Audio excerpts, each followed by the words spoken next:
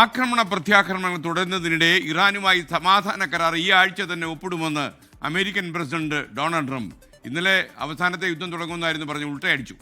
കരാറിന് ഇറാൻ പരമോന്നത നേതാവ് മുജ്തബ ഖമനിയുടെ അംഗീകാരം ലഭിച്ചതായിട്ടും ട്രംപ് അവകാശപ്പെടുന്നു. അതേസമയം അമേരിക്ക അമിതമായി ആവശ്യങ്ങൾ ഉന്നയിക്കുകയാണെന്നും കരാറിൻ്റെ കാര്യത്തിൽ തങ്ങൾ അന്തിമ തീരുമാനമെടുത്തില്ലെന്നും ഇറാൻ പ്രതികരിക്കുകയും ചെയ്തു. ഏറ്റവും ലേറ്റസ്റ്റ് വിവരങ്ങളുമായി മധു കൊട്ടാരക്കര അമേരിക്കയിൽ നിന്ന് ചേരുകയാണ്. മധു, ഗുഡ് മോർണിംഗ്. മധു, ശരിക്കും അതിനിടയിൽ നമ്മുടെ ബെഞ്ചമിൻ നെതന്യാഹുവും നമ്മുടെ അമേരിക്കൻ പ്രസിഡന്റ് തമ്മിൽ ശകട പോകുന്നു എന്നുള്ള വാർത്ത കൂടി വരുന്നു. Good morning. Good morning. അവർ തമ്മിൽ ഈ കഴിഞ്ഞ ദിവസങ്ങളായിട്ട് അവർ തമ്മിലുള്ള ബന്ധത്തിൽ കുറച്ച് പ്രശ്നങ്ങളുണ്ട്. ഇന്ന് ഇറാനുമായിട്ടുള്ള യുദ്ധം അവസാനിപ്പിച്ചെന്ന് പ്രഖ്യാപിച്ചത് US president Donald Trump white ഹൗസിൽ മാധ്യമപ്രവർത്തകരുമായിട്ട് സംസാരിക്കുമ്പോഴാണ്. പിന്നീട് ജോർജിയയിൽ ഈ ലഫ്റ്റനന്റ് ഗവർണർ ബർട്ട് ജോൺസനെ പിന്തുണച്ച നടന്ന ഒരു ടെലി റാലിയിൽ ട്രംപ് ഇത് ആവർത്തിച്ച് പറയുകയും ചെയ്തു. ആണവായുധങ്ങൾ നിർമ്മിക്കില്ലെന്നുള്ള ഉറപ്പ് ഇറാൻ നൽകിയെന്ന് ട്രംപ് അവകാശപ്പെടുന്നുണ്ട്. അത് മാത്രമല്ല, തന്റെ ഡിപ്ലോമസി കാരണം 95% ഈ ആണവ കാര്യത്തിൽ ഇറാൻ അതിൽ സമ്മതിച്ചതെന്നാണ് ട്രംപ് അവകാശപ്പെടുന്നത്. അത് മാത്രമല്ല, നേരത്തെ ഇന്ന് പകൽ ഇറാനെതിരെ നിശ്ചയിച്ചിരുന്ന സൈനിക ആക്രമണങ്ങൾ ശക്തമായ സമ്മർദ്ദത്തെ തുടർന്ന് ട്രംപ് റദ്ദാക്കിയിരുന്നു. അവിടെ ഖത്തറും അതുപോലെ മറ്റു രാജ്യങ്ങളും ഒക്കെ ഇത് ഒഴിവാക്കണമെന്ന് പറഞ്ഞായിരുന്നു. കാര്യം അവർ ടെഹ്റാനിലുണ്ട്. കരാറിന്റെ വിശദാംശങ്ങളൊന്നും ട്രംപ് സൂചിപ്പിച്ചിട്ടില്ല. JD വാൻസ് പറ്റുവാണെന്നുണ്ടെങ്കിൽ ഈ വാരാന്ത്യത്തിൽ യൂറോപ്പിൽ വെച്ച് ഒരുപക്ഷെ കരാർ ഒപ്പിട്ടേക്കുമെന്നുള്ള സൂചന നൽകിയിട്ടുണ്ട്.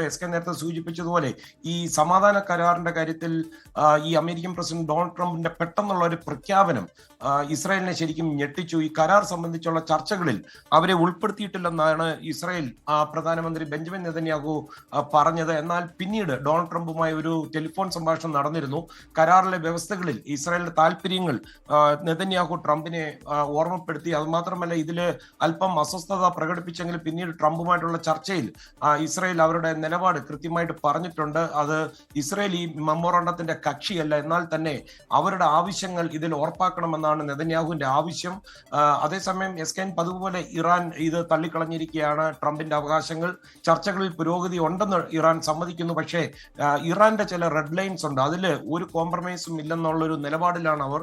ഈ കരാർ അന്തിമമായെന്നുള്ള വാർത്തകളൊക്കെ വെറും ഊഹാപോഹമാണെന്നാണ് ഇറാന്റെ വിദേശകാര്യ വക്താവ് ഇസ്മയിൽ ബഗായ് ഇതിനോട് പ്രതികരിച്ച് പറഞ്ഞിരിക്കുന്നത്.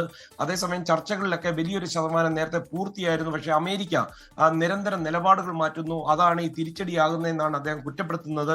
അത് മാത്രമല്ല, അവരുടെ ഈ റെഡ് ലൈൻസിൽ ഒരു കോംപ്രമൈസിനും ഇല്ലെന്ന് ആവർത്തിച്ച് പറയുകയും ചെയ്തു. ഈ ഹോർമൂസ് കടലിടുക്കിന്റെ സുരക്ഷയൊക്കെ കൂടുതൽ അപകടത്തിലായെന്നും ഇറാൻ ആരോപിക്കുകയും ചെയ്യുന്നുണ്ട്. അതേസമയം ഈ ഇറാൻ ആക്രമണങ്ങളിൽ അമേരിക്കയും ഇസ്രയേലും സ്റ്റാർലിങ്ക് ഉൾപ്പെടെയുള്ള എലോൺ മസ്കിന്റെ സേവനങ്ങൾ ഉപയോഗിക്കുന്നുവെന്നാണ് ഇറാൻ ഇപ്പോൾ ആരോപിച്ചിരിക്കുകയാണ്. സ്റ്റാർലിങ്കിന്റെ ചാര ഉപഗ്രഹങ്ങൾ ഉപയോഗിച്ച് വിവരങ്ങൾ കൈമാറി മസ്ക് US സൈന്യത്തെ സഹായിക്കുന്നുവെന്നും ഇറാൻ ആരോപിക്കുന്നു. അതുകൊണ്ട് തന്നെ Israel, Qatar, Jordan, UAE, Oman എന്നിവിടങ്ങളിലുള്ള സ്റ്റാർലിങ്ക് ഗ്രൗണ്ട് സ്റ്റേഷനുകൾ ഇറാൻ അവരുടെ പുതിയ ടാർഗറ്റ് ലിസ്റ്റിൽ ഉൾപ്പെടുത്തിയിട്ടുണ്ട്. അതിനെ ആക്രമിക്കുമെന്നാണ് പറയുന്നത്.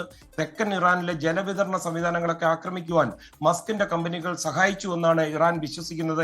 അതേസമയം ഈ യുദ്ധഭീതി ഒഴിഞ്ഞെന്ന വാർത്തയിൽ വിപണിയിൽ ചെറിയ ഉണർവുണ്ടായിട്ടുണ്ട്. ഓഹരി വിപണിയിൽ കുതിപ്പുണ്ടായിട്ടുണ്ട്. അന്താരാഷ്ട്ര വിപണിയിൽ എണ്ണവില പതുക്കെ താഴോട്ട് നീങ്ങി വരുന്നുണ്ട്. Okay, thank you Madhu Kottarakkara.